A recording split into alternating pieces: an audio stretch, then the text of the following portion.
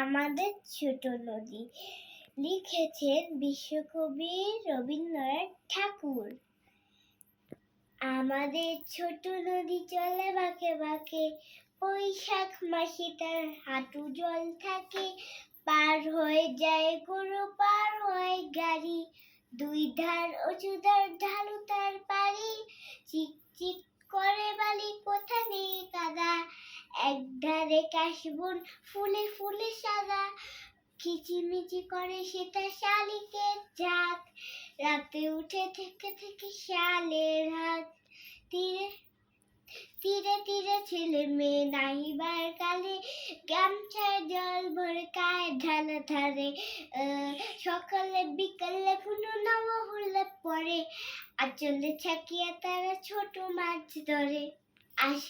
আষাঢ়ে বাদল নামে নদী বড় বড়, মাতিয়া ছুটিয়া চলে ধারা করতর। দুই কূলে বনে বনে পড়ে যায় সারা, বর্ষার উৎসবে জেগে উঠে পাড়া।